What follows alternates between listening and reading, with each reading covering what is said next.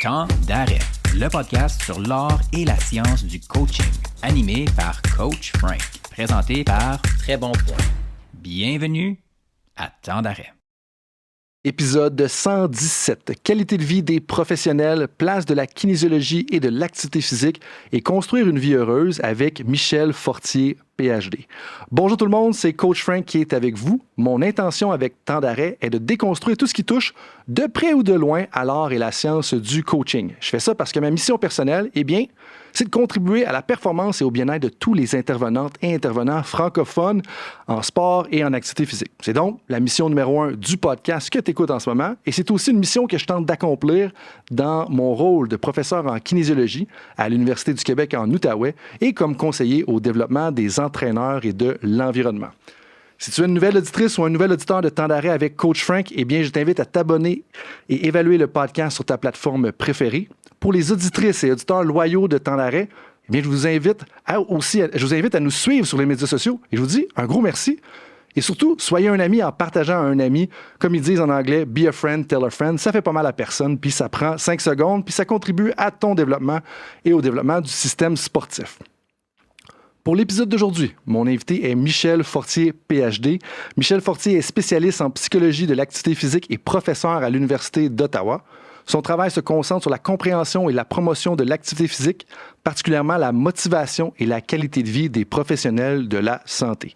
Ses recherches, financées par le CRSH, dont un projet de recherche sur la compréhension de l'adoption de l'activité physique et la réhabilitation des maladies cardiaques, c'est classé 7e au Canada. Elle est aussi co-chercheuse d'une étude subventionnée par le CRSH sur les effets du mentorat par les pairs sur la qualité de vie des gens souffrant de lésions. Michel Fortier est membre de la commission consultative de la filiale canadienne du mouvement Exercise is Medicine, c'est-à-dire l'exercice, un médicament. Elle s'intéresse particulièrement à la motivation, au changement de comportement, aux impacts de l'activité physique sur la santé mentale et la qualité de vie des professionnels. Et enfin, elle a également contribué à la création du Collège des kinésiologues de l'Ontario. Non seulement c'est un plaisir de recevoir Michel aujourd'hui pour notre 83e conversation sur la qualité de vie, la performance, le bien-être, la santé, mais je pense sincèrement que c'est une des personnes les mieux placées pour discuter avec nous de la qualité de vie de par qui elle est et de par ce qu'elle a fait dans sa carrière professionnelle. Je vous encourage tous justement à prendre le temps de réfléchir à ça durant l'été, parce que l'été est synonyme de ralentissement pour plusieurs personnes parmi nous. Puis c'est souvent dans les ralentissements qu'on a le temps de prendre le temps de réfléchir délibérément et de réorienter notre vie professionnelle. Pour faire un mauvais jeu de mots, c'est le temps de prendre un temps d'arrêt puis prendre le temps de réfléchir. C'est un peu pour ça que le podcast s'appelle comme ça. Et avant de commencer, c'est important de mentionner que la production de cet épisode est présentée par Très Bon Point, ayant la vision d'avoir les pieds sur le terrain et la tête dans les bouquins. Très Bon Point est une firme de consultation sportive qui offre du coaching, des ateliers et de la recherche appliquée pour la communauté sportive. Là-dessus, tout le monde, je vous souhaite un bon podcast et surtout, je dis finalement, bienvenue à notre invité, Michel. Bienvenue à Temps d'arrêt. Merci beaucoup, François. Ça me fait vraiment plaisir d'être là avec toi ce matin puis de discuter de toutes sortes de sujets que j'étudie, que je mets en place et des sujets vraiment d'envergure en ce moment dans la société. Des sujets d'actualité, des sujets qu'on a discutés autant de façon formelle, informelle, durant le cours au doctorat, en dehors, dans un café, après des défenses de thèse, dans différents contextes. Oui, ça fait longtemps qu'on se parle de ça, moi et toi. Tout à fait. Puis années. En fait, je dirais que c'est un peu de ta faute probablement si on se retrouve ici aujourd'hui parce que le cours qu'on a eu ensemble au doctorat, il a stimulé plusieurs réflexions qui m'ont amené à revoir un peu la structure de ma vie. Puis là, il y en a peut-être des athlètes ou du monde à quelque part qui sont tristes, peut-être qu'il y en a qui sont pas tristes, mais je pense que ça l'a inévitablement amené peut-être à la décision justement de plus coacher, de dire je veux voir où est-ce que ça se situe, tu sais, le coaching dans ma vie, puis de voir qu'il y a peut-être d'autres options, que ce soit les lectures que tu as suggérées dans le cours. Fait que justement, on est probablement à notre 83e, 84e, on les comptera pas conversation sur tout ça. Mais toi, t'en es où en ce moment dans tes réflexions sur la qualité de vie en 2024, en lien avec le sport, l'activité physique et tout ça? Ben écoute, je pense que c'est un temps vraiment important en ce moment de penser à la qualité de vie. Il y a beaucoup de choses qui se passent dans la société en ce moment. On est dans des périodes assez difficiles, assez stressantes avec les guerres. On sort de COVID et tout ça. Ça fait longtemps que la qualité de vie, c'est un sujet qu'on étudie, on se préoccupe s'occupe de ça, mais je te dirais c'est encore plus important en ce moment parce que, par exemple, les taux de maladie mentale en ce moment, je vais juste donner l'anxiété et la dépression comme exemple, les deux plus communs, sont vraiment à la hausse. Depuis la pandémie, il y a eu une augmentation. Déjà, les taux augmentaient. Puis là, avec COVID et les dernières années avec les guerres, tout ça, ils disent que le taux de dépression et anxiété est des 30% de plus. OK, quand même. Et c'est un problème beaucoup aussi sur les campus universitaires. Donc, les étudiants aussi font preuve de plus d'anxiété, plus de dépression. Donc, je te dirais que la qualité de vie, c'est comme un terme très général pour regrouper toutes sortes de termes comme santé mentale, bien-être, santé psychologique. La qualité de vie, c'est comme un thème général de ça. Mais moi, je suis rendue dans mes réflexions par rapport à... Il va falloir vraiment qu'on commence à changer un peu notre façon de vivre, je crois, parce que je pense pas qu'on s'en va vers du mieux. Puis on pourrait parler un peu des tendances que j'observe dans la société que je pense qui contribuent au mal-être en ce moment. Des tendances que je pense qu'il va falloir justement qu'on réfléchisse beaucoup à qu'est-ce qu'on fait avec ça personnellement? Parce que c'est bien beau des tendances sociétales, on est un peu influencé par ça, mais on a toute la responsabilité de nous-mêmes se positionner par rapport à comment on va prendre soin de nous-mêmes pour pouvoir prendre soin de nos familles, etc. Donc, c'est un peu à ça que je suis rendue, là. C'est paradoxal parce qu'on a comme une responsabilité individuelle, mais on ne peut pas défaire le fait qu'on fait partie de la société, puis que l'inflation, puis je sais qu'il n'y a personne en ce moment qui a besoin de se faire rappeler qu'il y a de l'inflation, mais que l'inflation elle a un impact sur nous aussi. Puis c'est ça qui est un peu déchirant, puis je trouve, tu sais, à un moment donné, il y a des débats, puis c'est pas nécessairement le but d'avoir un débat philosophique aujourd'hui, mais tu sais, c'est une responsabilité individuelle ou tu es le résultat de ton environnement, tu sais, le déterminisme versus d'autres choses en tant que tel. Mais tu sais, tout à l'heure, quand tu parlais un peu justement de la pandémie, tu as dit que ça nous a, ça l'a augmenté. Là, aujourd'hui, il faut vraiment se poser la question sur comment on va approcher notre qualité de vie parce que, puis si je comprenais un peu le sous-texte de ce que tu disais, c'est comme si c'était pas soutenable ce qu'on fait. C'est pas soutenable. Effectivement, on est dans une société qui est malade en ce moment. Okay. Et par exemple, le rythme de vie qui est comme encouragé et glorifié, si tu veux, c'est un rythme de vie qui est pas humain. J'enseigne un cours à l'université. J'avais hâte d'en parler parce que c'est un gros bonheur de parler de mon cours de qualité de vie que je donne à l'Université d'Ottawa depuis 6-7 ans maintenant. Donc, j'enseigne aux étudiants. J'ai le plaisir et l'honneur d'enseigner aux étudiants des habiletés de vie pour qu'ils puissent améliorer leur santé mentale et avoir plus de bonheur dans leur vie. Donc, je vis ça un peu... je parle de beaucoup de ces choses-là dans mon cours, mais je dis aux étudiants dans mon cours, justement, que c'est pas parce qu'on est dans une société malade que nous, on doit nécessairement être malade.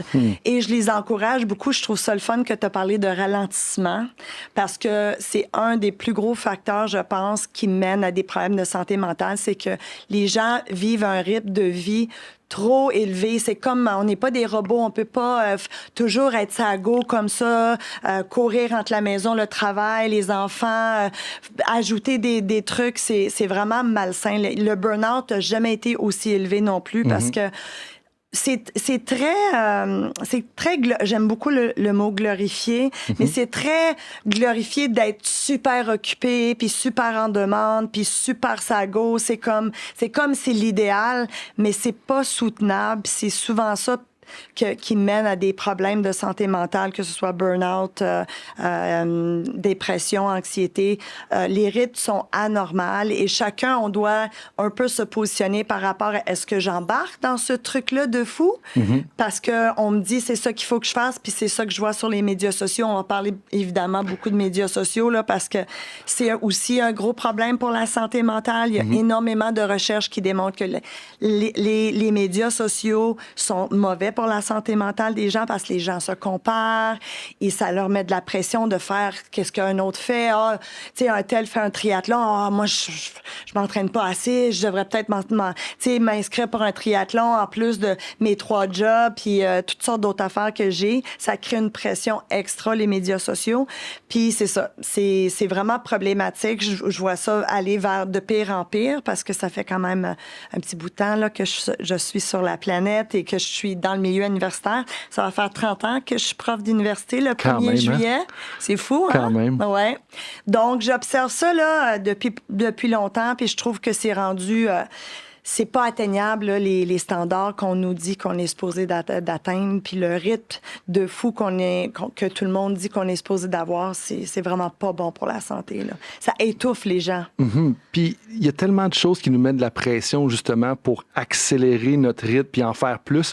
Puis ça me ramène à une lecture que j'avais suggérée à une collègue dans la région de Montréal récemment, parce qu'elle avait des enjeux, justement, de se faire mettre beaucoup de projets dans son assiette. Ouais. Puis on a tendance à dire oui, puis embarquer. Puis on en a parlé souvent de comment dire non, mais puis c'est pas nécessairement là que je veux aller, mais le livre que je l'avais suggéré puis que j'avais lu puis qui m'avait beaucoup aidé, c'est Strength to Strength ou Strength from Strength or From Strength to Strength de Arthur C. Brooks. Okay. Puis dans le livre, il parle de l'objectification de l'humain, voulant dire que souvent, on a tendance à se traiter comme des machines. Oui. Puis je l'ai fait très régulièrement avec moi-même pendant ma carrière. Moi aussi, François, on s'en est déjà parlé de beaucoup. Ça. Là. Puis dire que, hey, je suis une machine, en parenthèse, je vais optimiser chacune des minutes de ma journée, chacune des heures de ma journée. Ouais. Et ça va faire que je vais être capable finalement. Parce que l'enjeu, et là je mets ça entre guillemets, l'enjeu de mon manque de performance, c'est parce que j'ai pas assez optimisé le temps.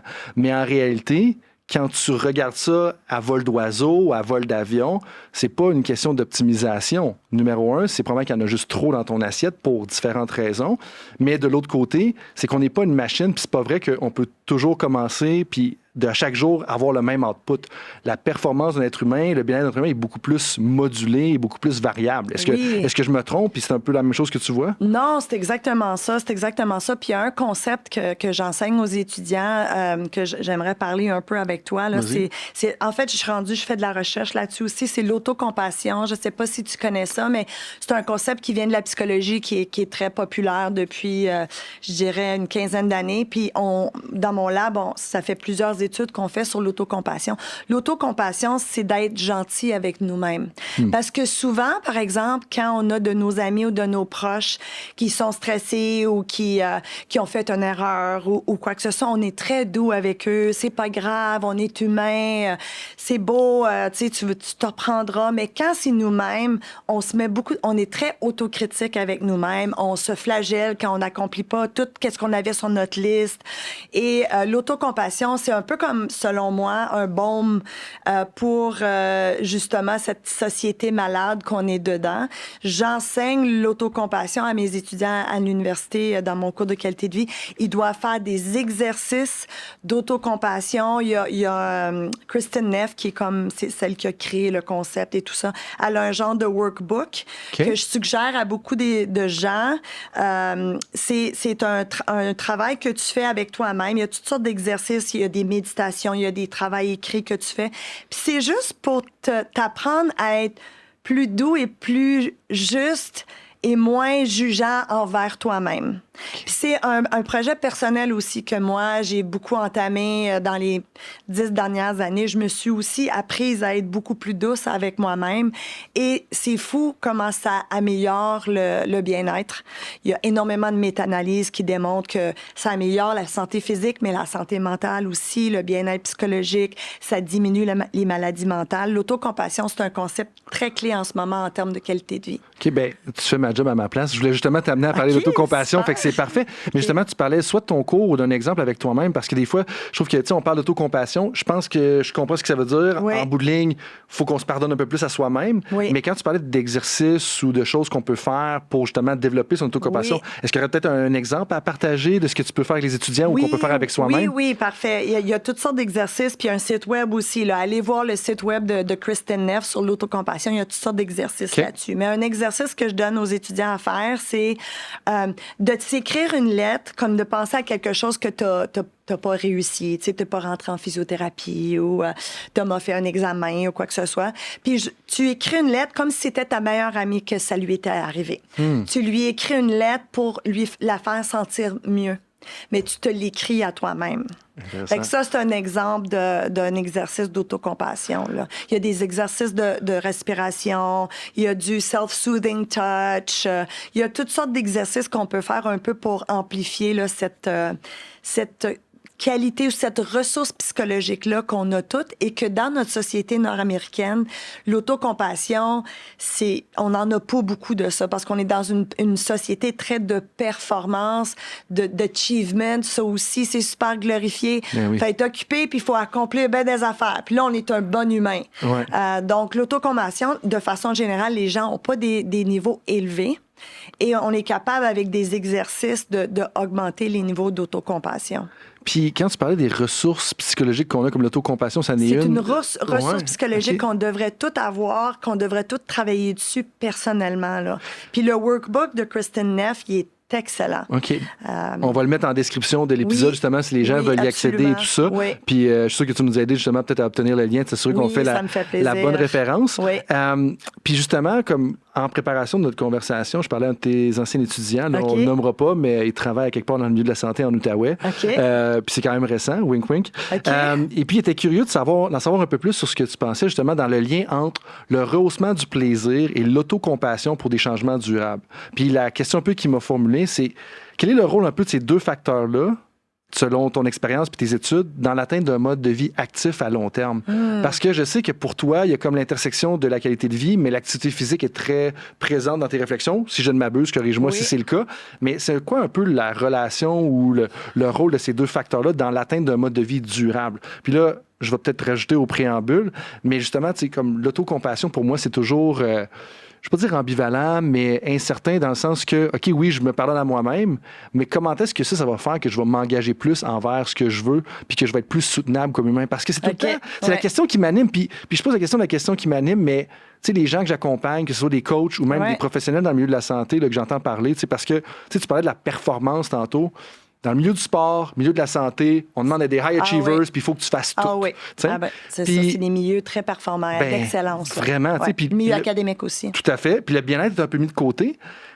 Puis moi, l'enjeu qui me préoccupe beaucoup, puis beaucoup de monde avec qui que je côtoie ces temps-ci, c'est OK, je veux performer, mais de façon durable. Puis c'est là que je te ramène à ma question de dire, c'est quoi un peu le rôle du rehaussement du plaisir puis de l'autocompassion pour créer des changements durables? OK, super bonne question.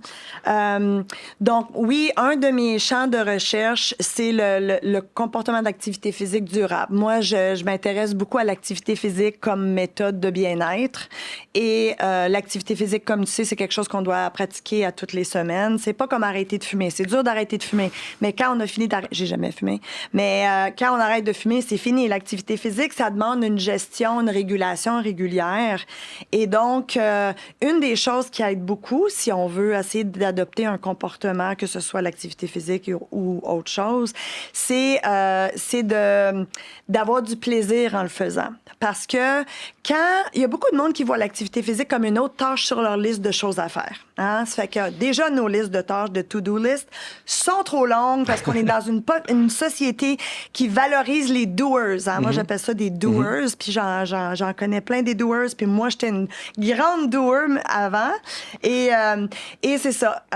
Il y a beaucoup de monde qui voit l'activité physique comme « Ah, c'est une autre chose que je dois faire sur ma trop longue liste de tâches à faire. » Et souvent, l'activité physique se fait pas faire parce que on a déjà trop d'affaires à faire.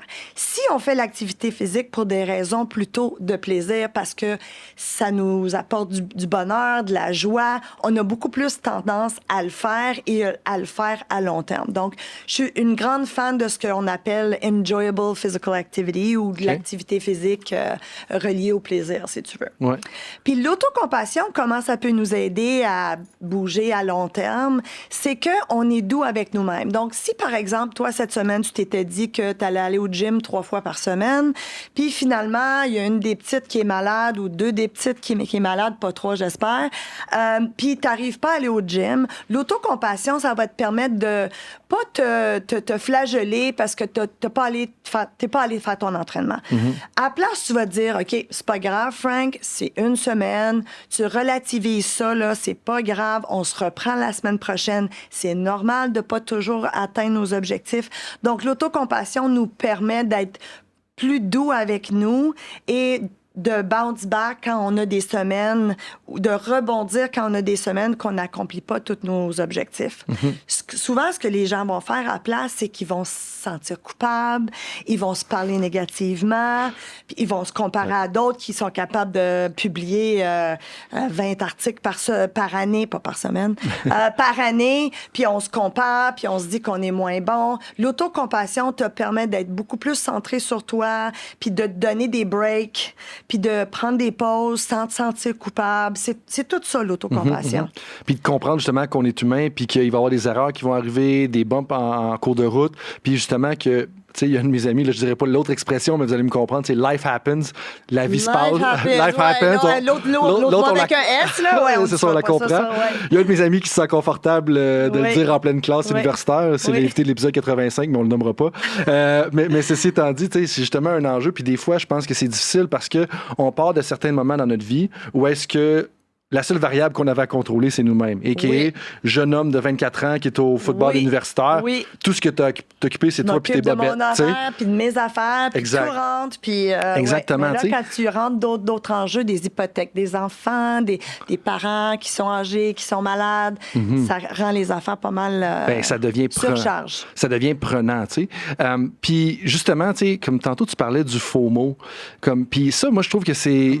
tu sais, c'est un enjeu qui me parle beaucoup parce que je pense que je l'ai eu à un certain moment. Oui. Je pense que je l'ai plus tant aujourd'hui. T'en es débarrassé. Ben oui, puis j'ai plus le JOMO, là, le Joy of Missing Out. Là, oui, moi aussi, j'ai beaucoup de JOMO. J'adore le JOMO. Puis je regarde des choses comme ça. Puis justement, je lisais des livres récemment. Tu sais, un livre de Do Nothing de Celeste Headlee. Oui, je connais. Pas que l'idée, c'est pas de rien faire. C'est juste de ralentir la quantité de choses que tu fais puis d'avoir un peu plus de liberté. Ouais. Mais justement, comment tu vois un peu cette relation-là? Tu sais, le FOMO, le JOMO, le fait qu'il y a quand même quelques auteurs qui commencent à mettre de l'avant le fait que, hey, on devrait en faire moins.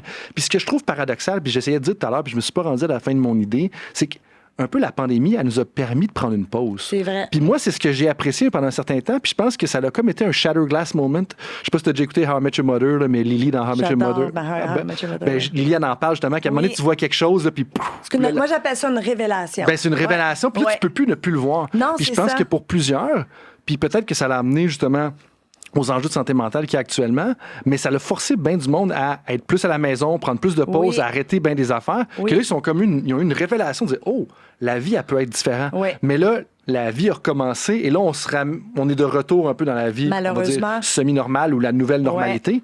Mais c'est là que, comment est-ce que tu encouragerais les gens à négocier avec ça? Parce que, tu sais, encore une fois, je pense à un coach d'une équipe nationale qui a bien des grosses demandes avec l'arrivée des Jeux olympiques, il y a des enfants à la maison, il y a une femme qui a une belle carrière professionnelle également. De l'autre côté, tu as les professionnels de la santé qui vont jongler 36 tâches parce que c'est tout de leur faute, puis on va juste rajouter des fautes, puis là-dedans, j'inclus médecins, infirmières, némites, là, tout un peu les catégories.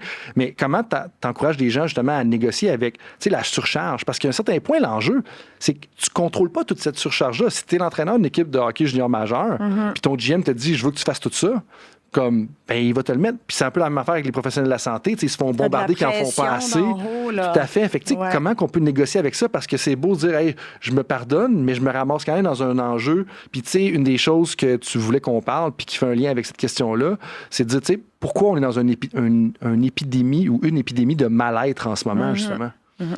OK, mais une chose, je veux te dire, c'est que je veux m'assurer que j'ai la chance de te dire cette expression ici parce que j'en parle dans mon cours, puis les étudiants, leurs yeux s'ouvrent là, quand je dis ça. Là. We're human beings, not human doings. So be more and do less. Comme moi, je trouve qu'on est dans une société là, qui valorise beaucoup le doing, mais on n'est pas juste des doing, on est des êtres humains et des fois, il faut justement rien faire. J'aimerais te parler d'un concept que j'ai introduit. Je pense que je t'ai jamais parlé de ça parce que c'est nouveau. Tu vas aimer ça. Ça s'appelle la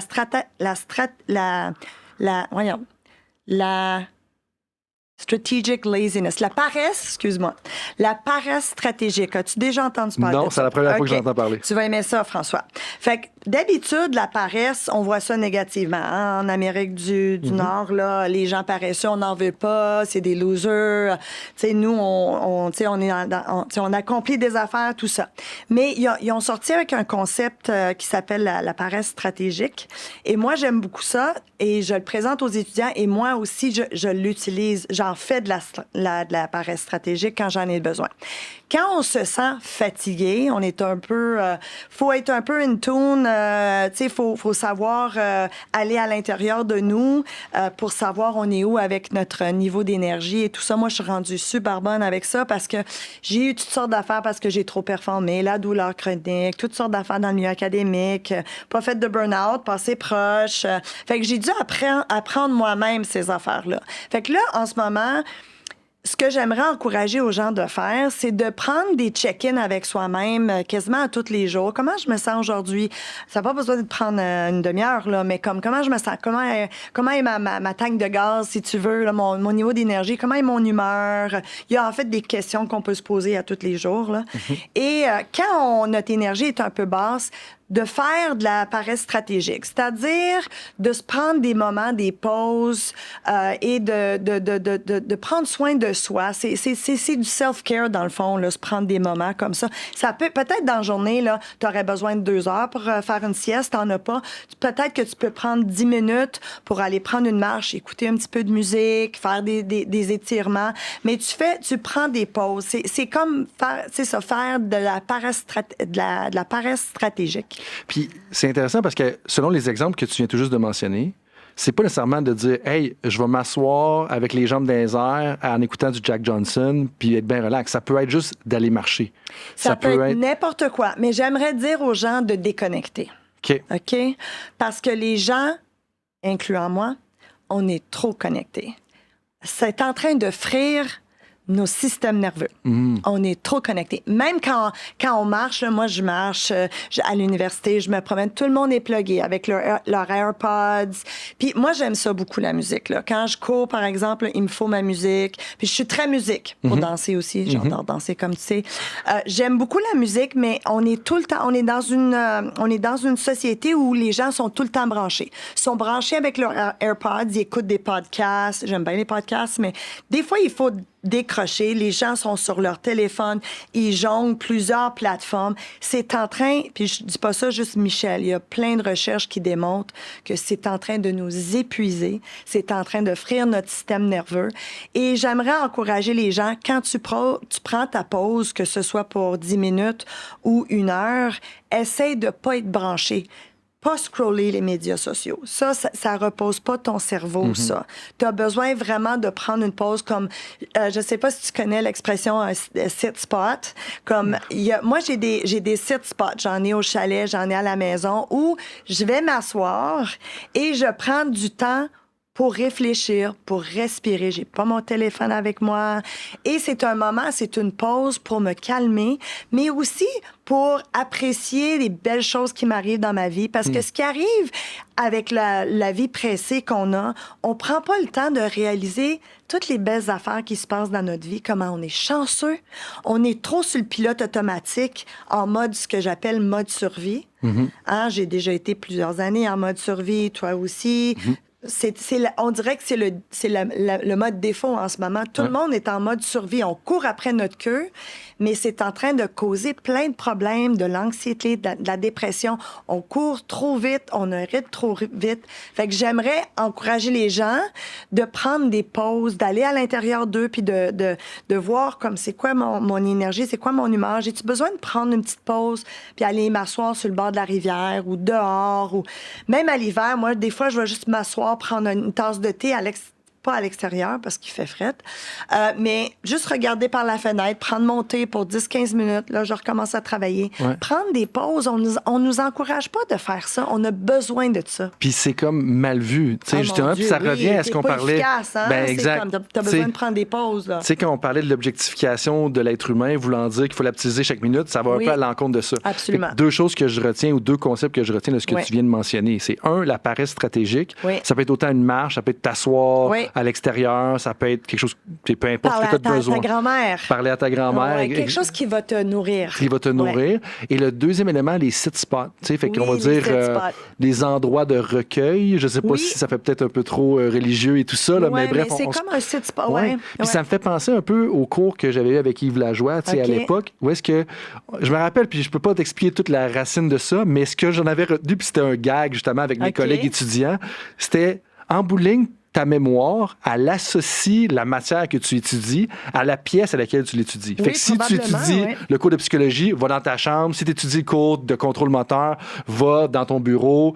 Si tu étudies telle affaire, puis là, tu peux te rappeler après ça l'endroit où est-ce que tu as fait ton étude, puis ça va t'aider à te souvenir. Mais là, le lien avec ce que tu as mentionné pour les city spots, c'est que je pense qu'on sous-estime l'impact des endroits de recueil qu'on a dans nos maisons qui sont combinés avec d'autres endroits. Ce que je veux dire par là, c'est que si, exemple, tu as une chaise dans ton salon qui se passe jamais rien à cet endroit-là, tu vas t'asseoir, puis quand tu vas t'asseoir, ça va être plus facile pour toi de décrocher.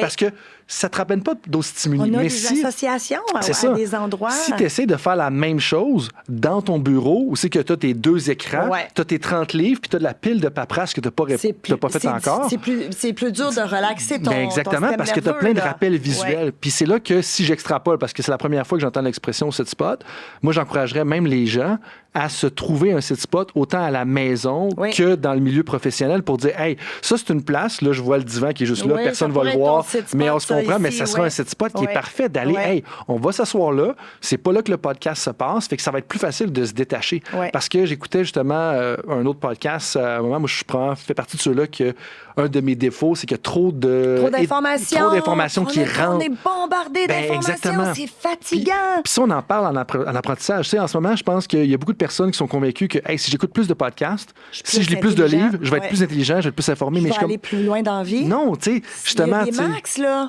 Exactement. Faut mettre des boundaries. Exact. Puis en fait, la question à se poser, c'est quelle est la quantité d'informations que tu peux ingérer et après ça, que tu es capable de digérer et après ça, de remettre sur papier pour ton travail ou ce que tu fais dans la vie. Fait que, tu sais, lis moins de livres, écoute moins de podcasts, écoute Temps d'arrêt, par exemple, mais après ça, assure-toi que tu peux t'en servir puis l'utiliser.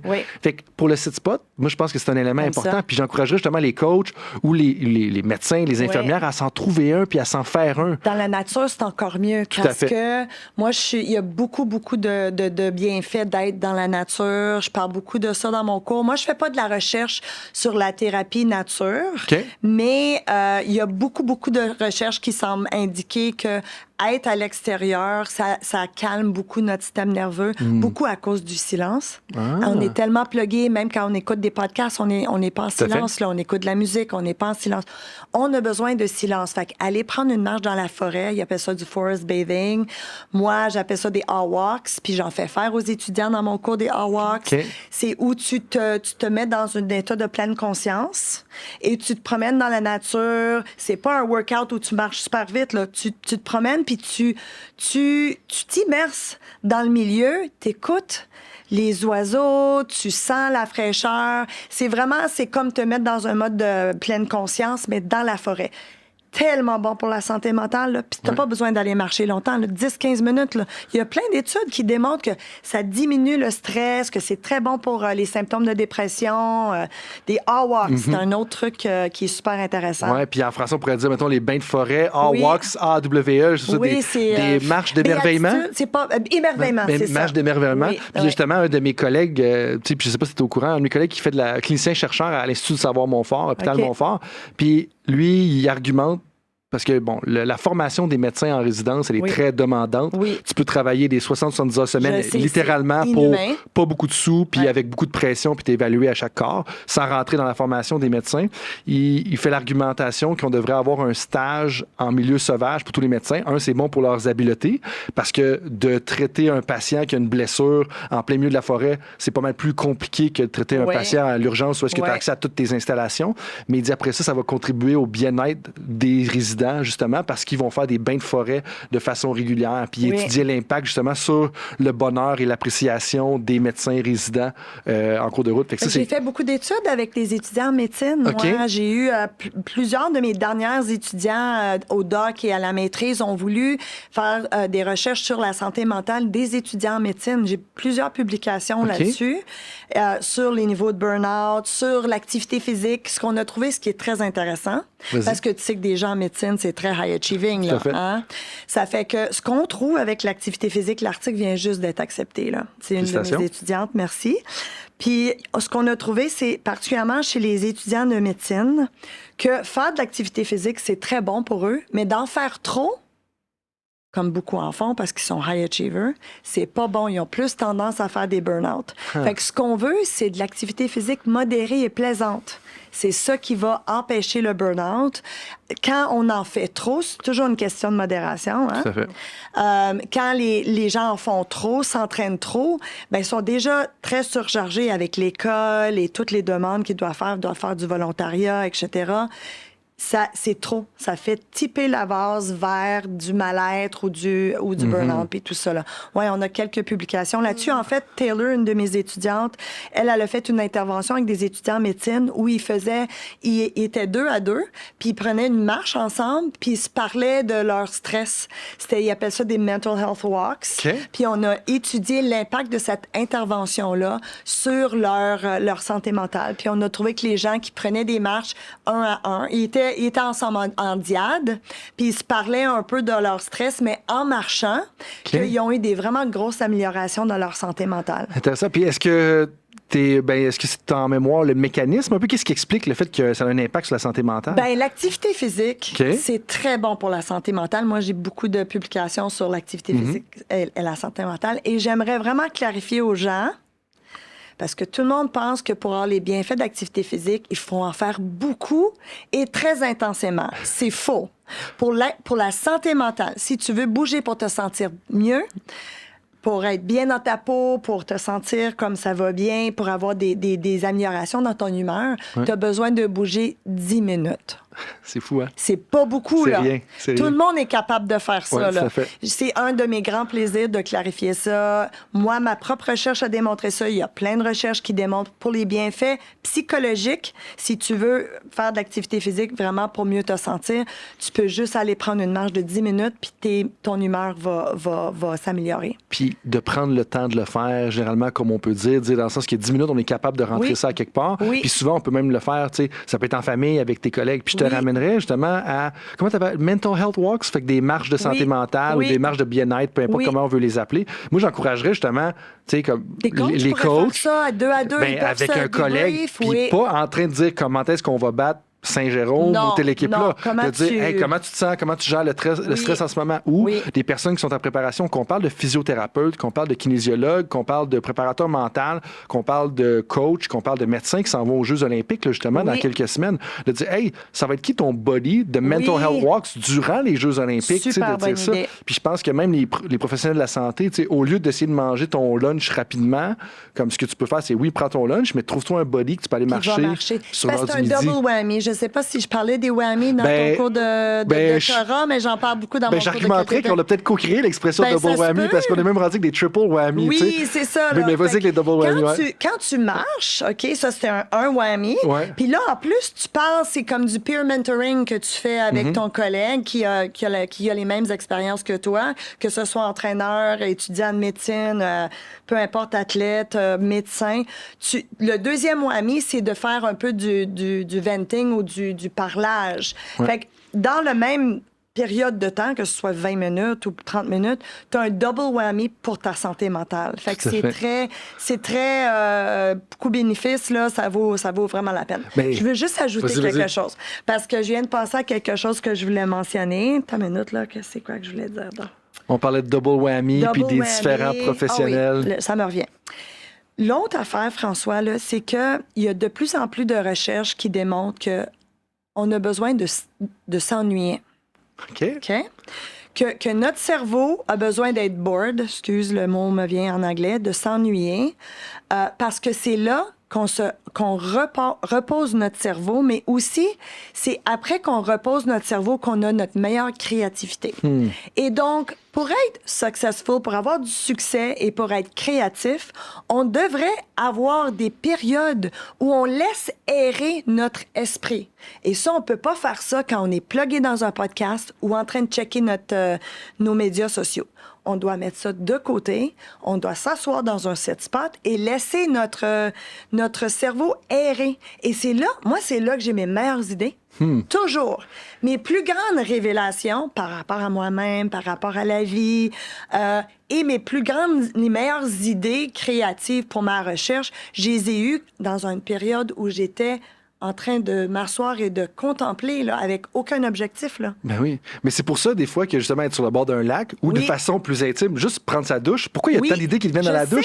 Parce que t'es pas sur ton téléphone, t'es pas captivé, t'es pas... là, ton cerveau est reposé, c'est là que ça part. Puis tu peux laisser le subconscient travailler et tout ça. Donc, pour les high achievers qui ont bien de la misère à lâcher de côté leur to-do list, je leur dis, si tu veux accomplir plus, te reposer va te permettre d'accomplir plus. Mais moi, j'aimerais mieux que les gens chop dans leur to-do list. Ben oui, c'est ça. Parce que c'est un gros problème. Puis des fois, ça peut être difficile à faire à court terme. Fait que, à court terme, peut-être qu'on veut rentrer l'appareil stratégique, les sit spots, les mental health walks. L'autocompassion. Je suis pas un robot, je suis pas capable de tout faire ça. Faut que j'en enlève, je vais le déplacer ailleurs. Mais qu'à moyen terme, là, on veut couper dans les projets, justement, qu'on a. Oui. Puis, tu sais, tout à l'heure, je parlais des différents professionnels en lien avec les Jeux olympiques. Mais si on revient plus peut-être au niveau du système de la santé, tu sais, un de tes combats, puis que je mentionnais justement dans l'introduction, puis qui me parle beaucoup, particulièrement mes nouvelles tâches, de professeur en kinésiologie. Tu sais, tu as fait un peu des recherches en lien avec ça, exercise is medicine, l'exercice est un médicament. Comment tu vois un peu le rôle des kinésiologues dans le système de santé? Toi qui as comme travaillé avec le Collège de kinésiologie de l'Ontario, justement. Bien, je suis super contente que tu me parles de ça parce qu'un autre de mes grandes passions, c'est d'intégrer des kin sur des équipes de médecine familiale. Donc, de 2004 à 2006, je sais, ça fait très longtemps, j'ai fait une grosse étude ici à Ottawa où on a intégré des kinésiologues dans des équipes médicales.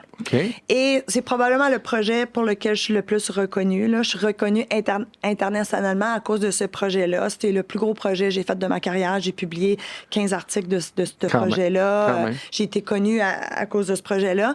Puis on a trouvé que d'avoir des kin dans des pratiques médicales, ça fait plus bouger les patients et aussi ça décharge les médecins. Parce que les médecins, là, ils n'arrachent en ce moment. OK? Les médecins là, sont surchargés. C'est vraiment pas une carrière facile. Ça n'a jamais été une carrière facile. C'est encore moins facile en ce moment. Les taux de burn-out chez les médecins et les psychologues, mon mari est psychologue, je sais que ton épouse est médecin, c'est des professions d'aide. Il y a beaucoup de burn-out, d'épuisement dans ces professions-là. Si on pouvait avoir des kin, puis ça se passe là, à Ottawa, il y a 6 cliniques médicales. C'est soit des équipes de santé familiale ou des centres communautaires de santé qui ont des kin. Il y en a 6 à Ottawa.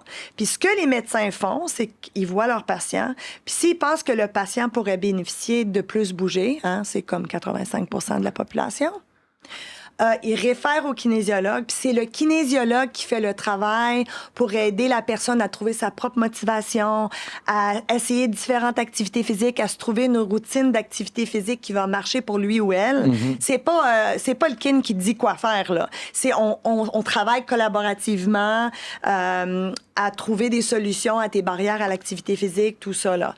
Donc, j'enseigne aussi un cours à l'université qui entraîne les kin à être capables de faire ce travail-là. C'est vraiment intéressant parce que ça fait un lien avec le commentaire d'Alain Delorme de l'épisode 112 ou 113, si je ne m'abuse. Puis Alain Delorme, préparateur physique avec l'Institut national du sport du Québec. Puis ce qu'il mentionnait, c'est qu'une chose qui a changé beaucoup dans la fin de sa carrière, c'est de co-créer le plan d'intervention. Donc, en tant que préparateur physique, autant qu'on soit à un haut niveau ou qu'on soit plus dans un mode vie active, activité physique adaptée, peu importe, ben l'idée de co-créer l'intervention, ça va aussi probablement faire que l'intervention, le patient ou le client va plus adhérer à l'intervention. Oui, il a collaboré. Moi, j'utilise une approche qui s'appelle l'entretien motivationnel. C'est vraiment une belle approche. Là. Je te suggère de lire là-dessus. Tu vas vraiment triper. Là. C'est vraiment, justement, une approche où on est centré beaucoup sur la personne. La personne est l'experte d'elle-même. Nous, on n'arrive pas là. Ça marche très bien en coaching aussi, d'ailleurs, là, dans toutes les professions, où c'est un travail à deux. Moi, je t'aide à essayer de trouver tes motivations. Je te pose des questions clés pour comme un peu construire ta motivation. Je t'aide à trouver des solutions, mais c'est un travail complètement collaboratif. Et il y a plein de sciences qui démontrent que c'est beaucoup plus avec cette approche-là qu'une approche de tu vas marcher 4 fois par semaine avec ton mari à tous les soirs. Ça marche pas, là. Les gens veulent pas se faire dire quoi faire. Personne. Moi, j'aime pas ça me faire dire quoi faire. Toi non plus, je suis certainement pas. Fait que ça marche beaucoup mieux quand on travaille collaborativement. ans. Puis une de mes passions, et il me reste 2 ans là, à l'université et je me retire, mais ça a été de pousser pour avoir des kin dans les cliniques médicales. Et c'est pour ça que j'ai été activement impliquée avec le Collège de kinésiologie qui a créé, c'est ça, où on a un collège pour les gens qui veulent devenir kinésiologues. Et ça donne beaucoup de crédibilité à la profession. Parce qu'il y a beaucoup de monde qui ne savent pas si ça fait quoi un kinésiologue. C'est quoi la différence entre un kinésiologue puis un physiothérapeute. Ça fait que le collège, ça donne la crédibilité à la profession. C'est dommage, c'est la seule province encore. Nous, c'est parti en 2013, là. On pensait que toutes les autres provinces y allaient... Mais là, ça, c'est tous des trucs politiques. Puis moi, je suis pas une fille politique. Fait que je comprends pas trop exactement c'est quoi qui se passe. Mais je suis très fière qu'en Ontario, on a un collège et qu'on certifie, on donne le titre de kinésiologue enregistré à plein de gens à chaque année qui peuvent ensuite aller travailler dans les communautés pour activer la population. Là. Bien, tout à fait. Puis avant qu'on rentre dans les questions éclairs, dernière question que j'aurais pour toi, puis qui vient justement de mon collègue ce matin à qui je parlais, il disait, tu sais, comme pourquoi justement en Ontario, ils ont été capables de tourner le coin, là, tu sais, comme justement par rapport à la légitimité de la profession de kinésiologue. Parce qu'au Québec, on a la FKQ, la Fédération des kinésiologues. Qui est une bonne association. Qui est un bon départ. C'est pas un collège. C'est pas un collège, c'est pas un ordre encore. Ils sont à des tables. Je pense que ça a progressé selon les nouvelles que j'ai eues dernièrement. Puis on va certainement travailler là-dedans, tout le monde qui est impliqué un peu avec la kinésiologie. Mais qu'est-ce qui fait que, selon toi, selon ton expérience, selon ton implication, qu'est-ce qui fait que l'Ontario était capable de tourner le coin justement par rapport à ça? Je pense qu'il y avait des leaders qui ont poussé beaucoup. Entre autres, j'étais très amie avec la présidente du collège pendant un petit bout de temps. Puis je pense qu'ils ont fait beaucoup de lobbying, ils ont poussé. Il faut les bonnes personnes à ces places-là. En partie, ils ont utilisé les résultats de mon étude qui a démontré qu'avoir des kin dans des cliniques médicales, ça l'aide les patients, ça l'aide les médecins et aussi c'est cost-effective. On a un article qui démontre que c'est gagnant côté coût-bénéfice. Donc, en partie, à cause des résultats de mon étude, ils ont pu donner ça un peu comme argument aussi là, pour créer le collège. Mais moi, je n'étais pas une des fondatrices. Là. Moi, je suis académique. Là. Je suis dans mon milieu universitaire, j'enseigne des cours, je fais de la recherche.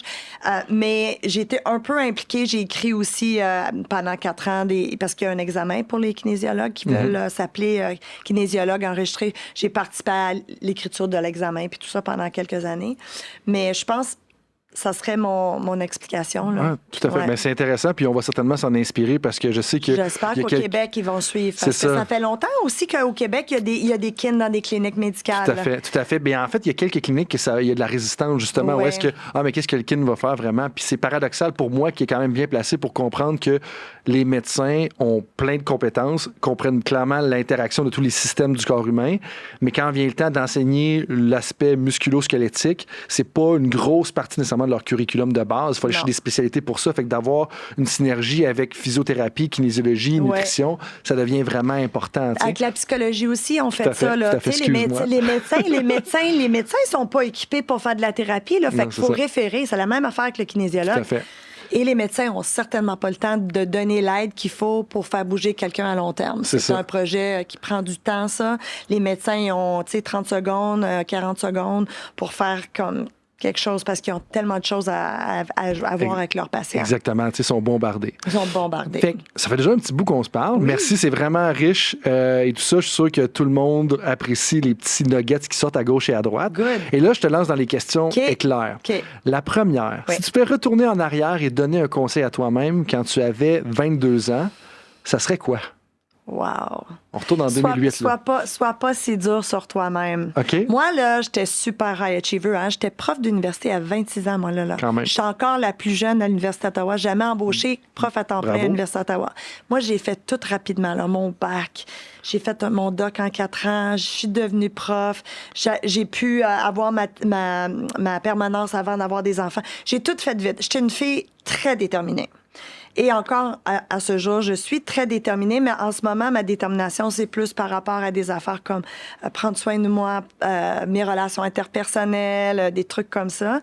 Mais j'aimerais me dire d'être moins perfectionniste. J'aurais aimé ça me dire d'être moins perfectionniste et de peut-être avoir travaillé un peu moins fort, d'avoir été moins dur sur moi-même. Work smart versus hard. Moi, j'étais plus le genre... sais, plus d'heures, là. On va mettre plus d'heures, puis on va y arriver. Puis pendant plusieurs années, je travaillais à 80 heures par semaine, là. Puis ça m'a magané, là. Ça m'a magané. Là, honnêtement, en ce moment, j'ai l'air plus jeune que j'avais de l'air mi-trentaine, là. C'est fou, hein? Parce que j'ai commencé à prendre soin de moi. Surtout, en fait, ce qui m'a beaucoup fait changer, c'est d'avoir mes enfants. Parce que mes enfants, ils avaient besoin de moi, puis je voulais être le parent que je voulais être. Pas un parent parfait du tout, mais un parent patient. Et j'ai commencé à ralentir et à dire non à des affaires. J'ai quand même eu une super belle carrière. J'ai un beau dossier, j'ai eu des subventions de recherche, des étudiants gradués extraordinaires. Je suis très fière de ce que j'ai fait, mais je n'étais pas une superstar. Mais je voulais pas payer le prix. C'est ça. Parce que j'ai réalisé ça quand j'ai eu mes enfants. Le plus important pour moi, c'était que mes enfants soient en santé, puis qu'ils soient heureux, puis que moi, je puisse être la mère qu'il y avait besoin. Et donc, mais j'ai été dure sur moi. Donc, j'aurais aimé ça me dire work smarter, not harder, puis prends des breaks, puis arrête de te critiquer, là. La perfection, ça n'existe pas, Michel, là. Là, elle sait. Là, elle est douce, là. Là, elle est douce. Mais ça m'a pris du temps. Quel livre est-ce que tu as lu et que tu recommanderais peut-être le plus en ce moment? OK. Je vais parler d'un...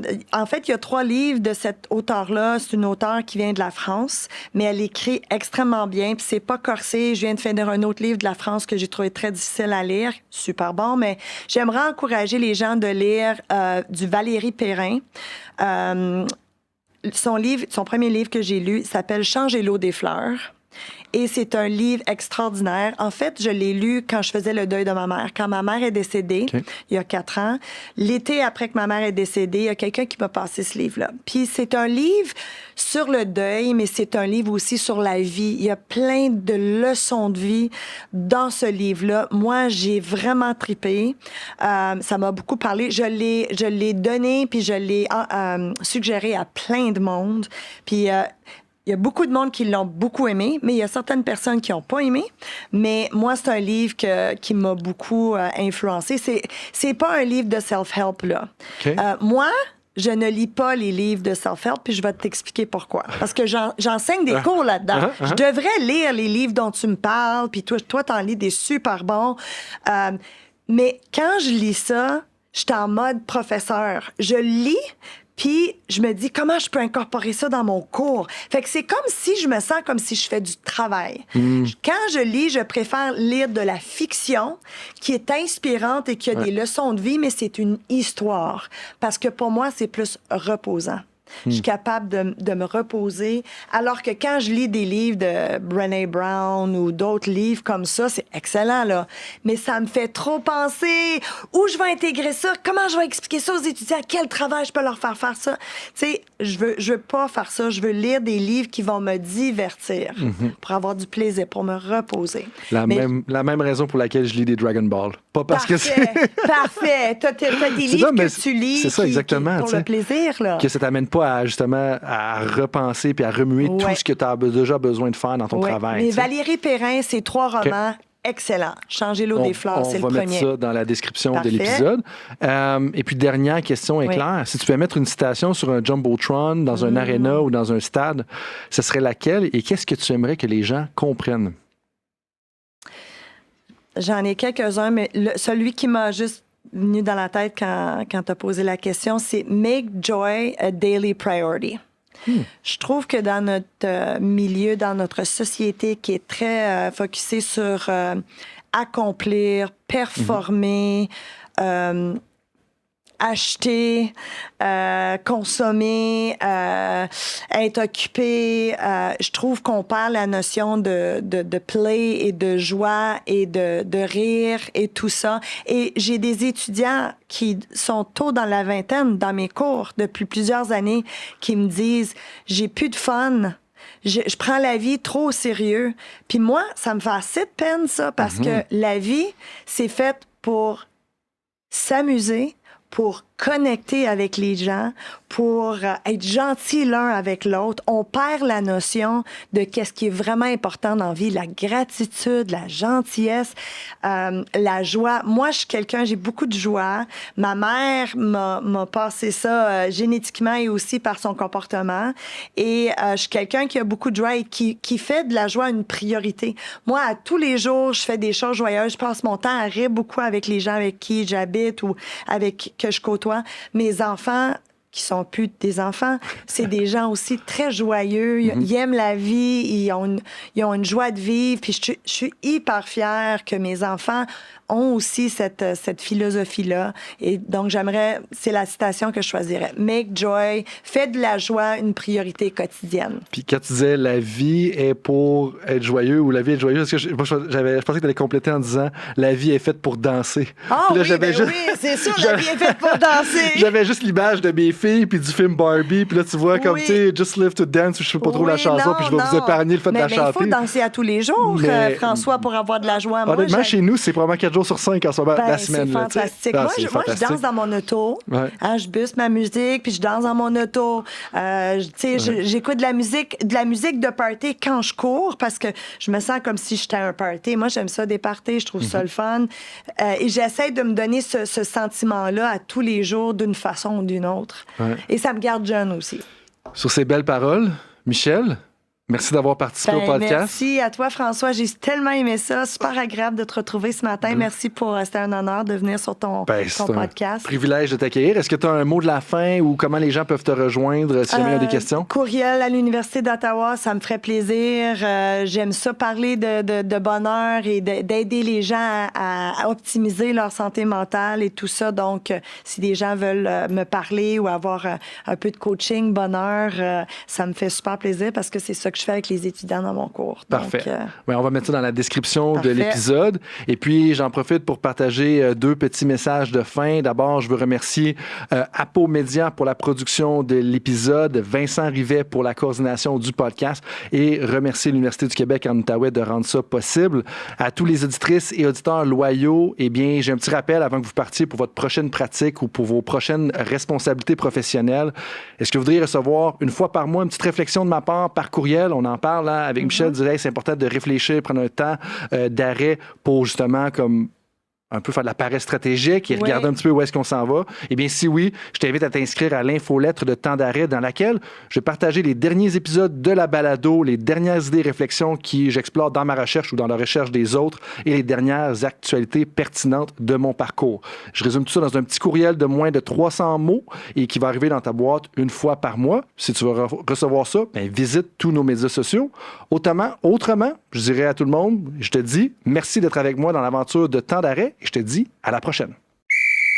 Salut tout le monde, c'est Coach Frank avec un petit rappel pour vous avant que vous partiez pour vos autres projets de la journée, que ce soit une pratique ou un entraînement. Est-ce que vous voudriez recevoir une petite réflexion de ma part par courriel? Est-ce que vous aimeriez ça vous faire challenger dans votre travail? Si oui, la réflexion du coach est pour vous. C'est quoi ça? Eh bien, c'est un petit courriel textuel qui partage les idées, concepts et débats qui animent mon esprit dans les dernières semaines. C'est très court, 250 à 500 mots. Et donc, si vous voulez recevoir ce genre de courriel qui va susciter de la réflexion, eh bien, visitez le drcoachfrank.com dans la section Contact et inscrivez-vous. Sinon, eh bien, je vous dis à la prochaine et merci d'être avec moi dans l'aventure Temps d'arrêt.